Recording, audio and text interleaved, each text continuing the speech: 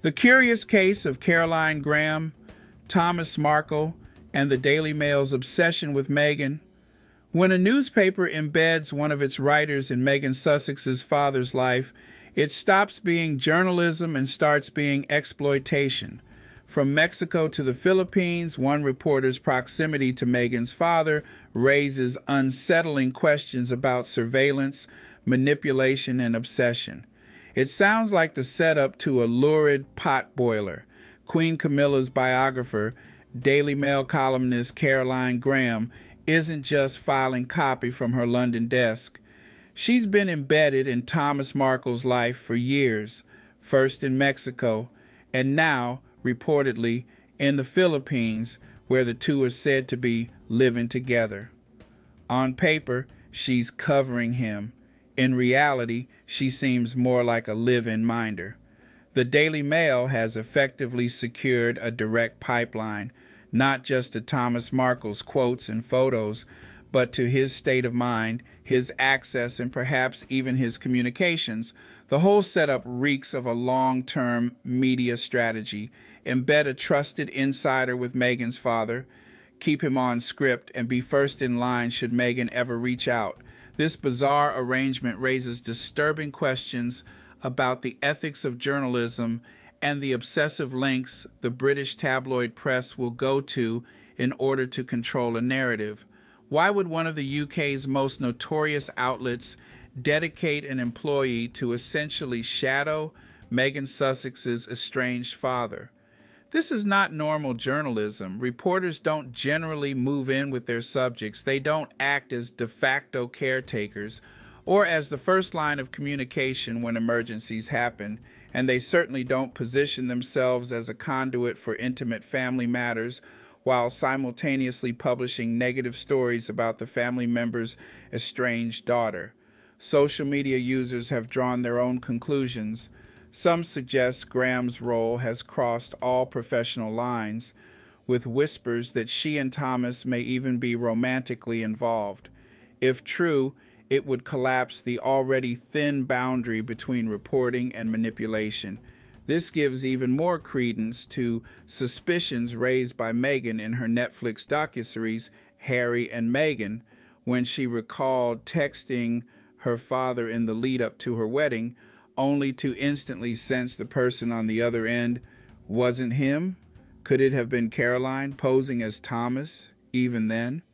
It's not far-fetched to think Caroline may have been intercepting or even composing messages under Thomas's name, keeping the Daily Mail in control of the narrative. Now, Samantha Markle, who has her own axe to grind against Meghan, accidentally exposed the bizarre setup. She thought she was calling out Daily Mail's hypocrisy, but what she really did was confirm suspicions many already had, that Thomas Markle is being managed, monitored, and perhaps manipulated by a tabloid insider. If this all feels murky, that's because it is. And it's not even new. Thomas Markle has been a weapon in the media's arsenal before, repeatedly transformed into a weapon of narrative control, less a father, more a pawn, deployed whenever the media or palace allies seek to wound Meghan. Remember Jeff Rayner and AMI's Dylan Howard? Their orchestration of the pre-wedding photo scandal wasn't journalism, it was sabotage. The pattern of weaponizing Thomas Markle, 2018, the stage photo scandal paparazzi photographer Jeff Rayner and former AMI exec Dylan Howard allegedly orchestrated staged photos of Thomas Markle in the run-up to Harry and Meghan's wedding, a move designed to humiliate and destabilize the couple on the global stage. 2018 to 2019, the media frenzy. After the scandal, Thomas became a permanent fixture of hostile interviews, with his image commodified and weaponized to fuel anti-Meghan headlines. Mexico years. Caroline Graham embedded reports suggested Daily Mail's Caroline Graham was effectively stationed near Thomas in Mexico, raising suspicions she wasn't simply reporting but managing and monitoring his presence. 2024 to 2025, the Philippines relocation.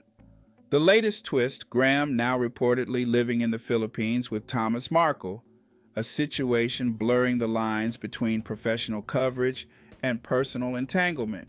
Many can recall that live Thomas Markle interview on Australia's Channel 7 as he accused paparazzo Jeff Rayner and former American Media Inc. executive Dylan Howard of roping him into staged photo scandals designed to humiliate him and derail his daughter's wedding.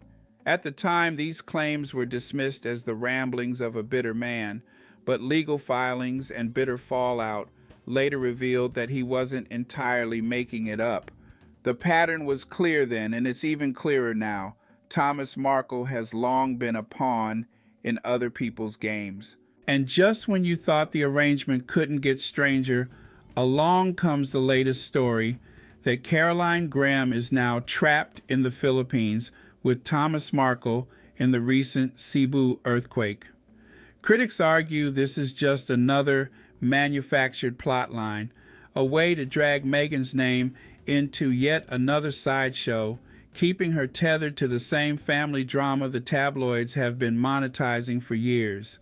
A media organization embedding one of its own inside the private life of Meghan Sussex's father, not just as a source but as a gatekeeper of his every move. It's no longer journalism. It's surveillance, it's exploitation, and it's obsession, plain and simple. It's a bizarre spectacle, a major British tabloid so fixated on Meghan Sussex that it effectively embeds one of its own writers to shadow her estranged father, milking his greed for stories and waiting like a vulture for any scrap of contact between them.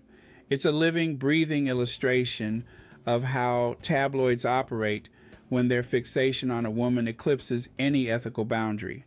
If Caroline Graham has blurred the lines so far that her role is less journalist and more live-in companion, what does that say about the Mail's methods? At what point does professional coverage cross into personal exploitation?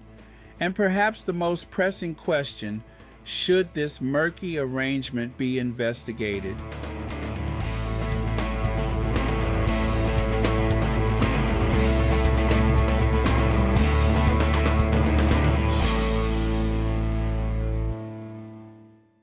And actually, it's Harry and Meghan's war on the press and the media. That's and true. as they say at the start of episode 1, they say so many books and shows and stories have been written about us. We wanted to have our own say. And remember, the purpose of the PR office at the royal family is to keep the royals in the press all the time. So you have to remember, when I work in newsrooms, it's a fact that every anti-Harry and Meghan story comes from Kensington Palace. But why haven't... And if it comes from Kensington Palace, right, why are they briefing against their own grandson? Well, okay, that's a very... The idea... Why are there never any I think that's fascinating. About Prince William? Were William and Kate involved in briefing against them originally? I don't know.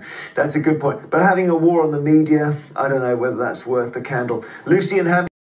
And that could have been the case again, but it is the public who find her a divisive figure. And why did they do that? Well, for a number of reasons, one of which is us. It's the media, because we divide opinion, we take sides, particularly the tabloids. Of course, you have to remember Harry is suing the Mirror Group, the Mail Group, and the Sun as well, I believe. So they're not going to be very well disposed towards either Harry or Meghan. But it is us, the media, and I think we should actually accept that, okay? Although, my job is to report on the royals and to be, sometimes part of their PR spin and be positive about them. Although, my job is to report on the royals and to be, sometimes part of their PR spin and be positive about them.